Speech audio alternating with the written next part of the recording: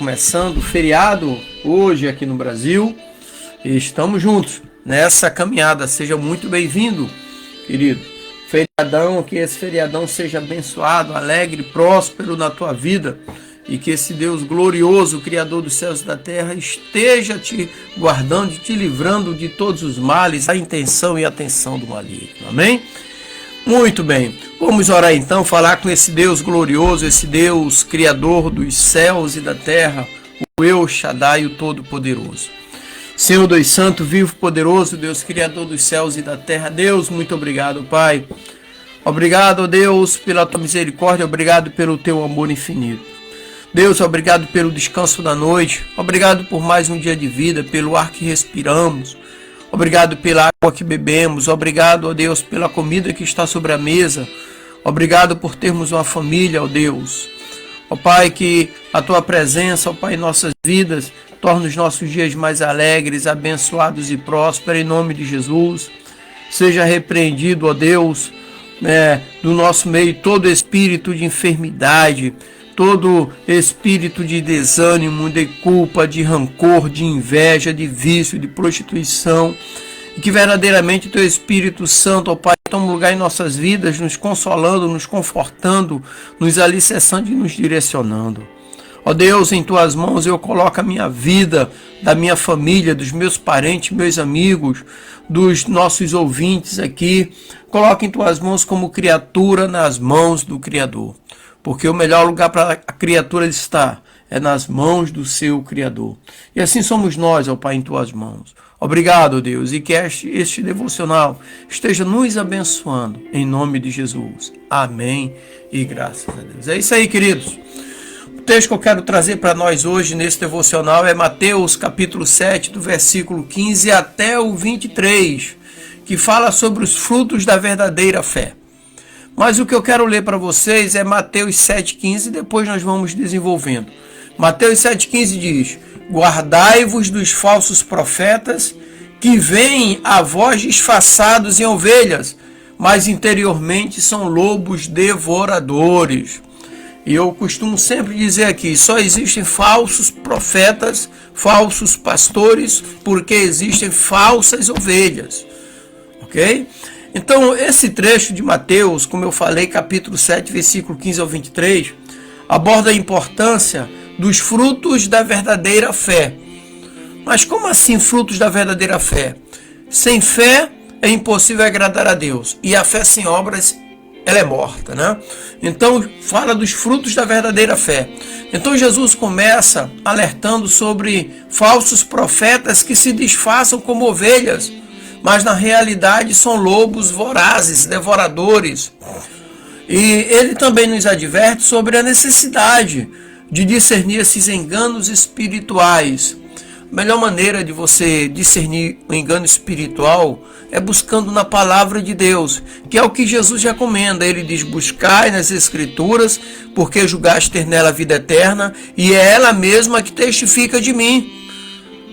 Ok? Então, isso é interessante. Então, a verdadeira fé é caracterizada por frutos genuínos que refletem o caráter de Cristo nas pessoas.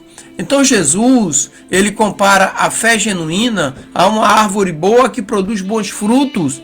E a fé falsa, ele compara a uma árvore má que produz frutos ruins. Ele enfatiza que a árvore é conhecida pelos seus frutos.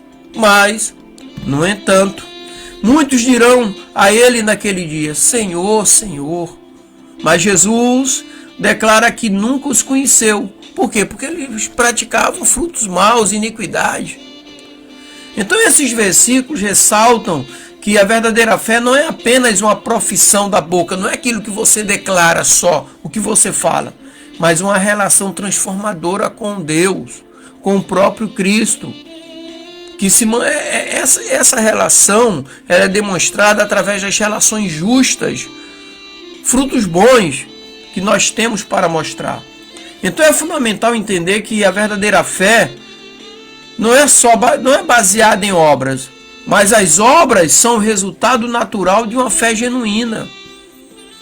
Portanto, Esse texto que nós lemos, Mateus 7, 15 ao 23, nos desafia a examinar nossas vidas em busca de frutos que demonstram a verdadeira fé em Cristo Jesus. Ok? Então, dentro dessa exegese que eu trouxe aqui pela manhã, eu quero trazer alguns pontos aqui. Primeiro, a advertência sobre falsos profetas, que é no capítulo 7, 15 e 16, parte A, né?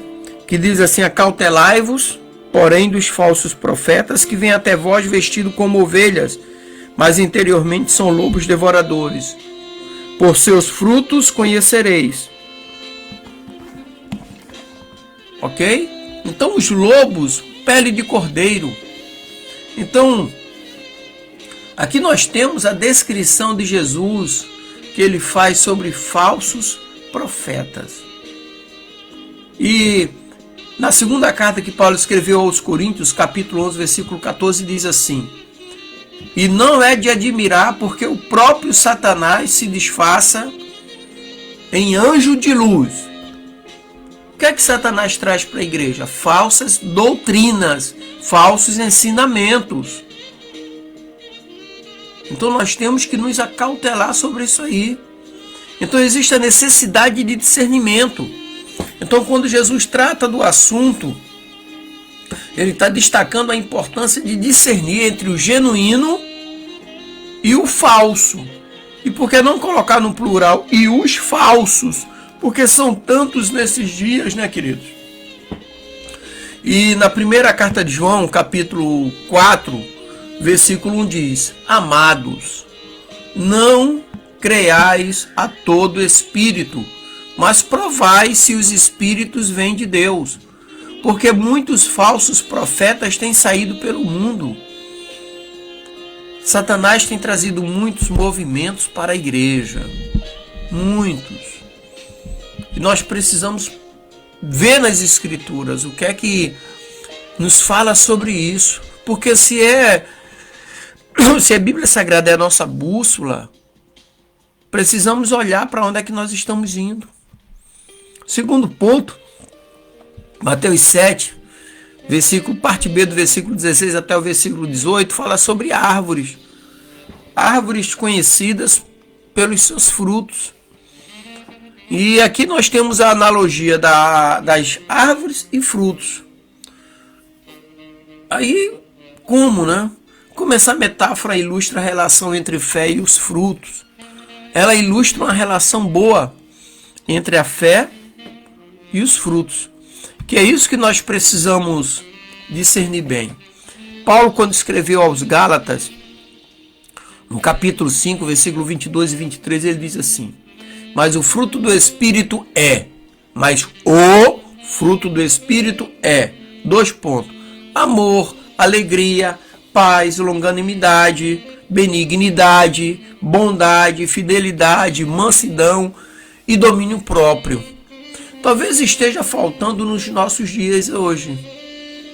Né? Por quê? Porque hoje as árvores boas e mais. Quando Jesus fala sobre árvores boas e mais, ele está explorando as características das árvores, dos seres humanos, da nossa conduta. Então, em Mateus 12, versículo 33 diz, abre aspas, ou fazei a árvore boa e o seu fruto bom, ou fazei a árvore má e o seu fruto má, porque pelo fruto se conhece a árvore. Não adianta uma árvore ter uma sombra. Tem árvores aí que, pelo amor de Deus, só cai folha. E as raízes, se estiver perto de uma residência, ela quebra tudo. Então, ela tem sombra, mas não tem fruto. É o que acontece muitas das vezes. Nós encontramos pessoas que falam demais e fazem de menos. E Mateus 7,20, que eu quero ler, é interessante isso aqui. 7,20 diz assim, ó: Portanto, pelos frutos os conhecereis. Portanto, pelos frutos o conhecereis. E é por isso, essa importância do que Jesus traz de discernimento. Jesus enfatiza aqui o discernimento espiritual. Então, precisamos discernir, ter esse discernimento espiritual, olhar e ver. Fala muito e não usa a Bíblia. O texto que nós precisamos usar para ministrar nas vidas das pessoas é a Bíblia. Ler a Bíblia, explicar o texto e aplicar o texto. Ler o texto, explicar o texto e aplicar o texto. Ok? Em 1 Tessalonicenses capítulo 5, 21 diz: examinai tudo, retendo o bem. As pessoas hoje, por não examinar, não retém nada daquilo que a palavra ensina. E buscando o Espírito de Deus, nós podemos buscar discernimento. Porque o Espírito Santo de Deus não nos deixa confuso, simples assim. Tem muita mensagem hoje de prosperidade, pouca mensagem de salvação. São textos pré-estabelecidos de pessoas que querem fazer você só prosperar. E a salvação como é que fica? E o arrependimento? Não é? Então, em João, no Evangelho de João 16, versículo 3 diz, abre aspas, quando vier, porém, aquele, o Espírito da verdade, ele vos guiará a toda a verdade, que é verdadeiramente quando o Espírito Santo está na tua vida. Enquanto não está, você é jogado de um lado para o outro, qualquer vento de doutrina, porque só busca a palavra de Deus para verificar esses movimentos. Aquele que tem o Espírito Santo tem necessidade da palavra. Então, mas em Mateus 7, 21 ou 23 fala sobre fé e obras. Então, nem tudo que diz Senhor, Senhor, Mateus 7, 21, 22, né, entrará no reino dos céus.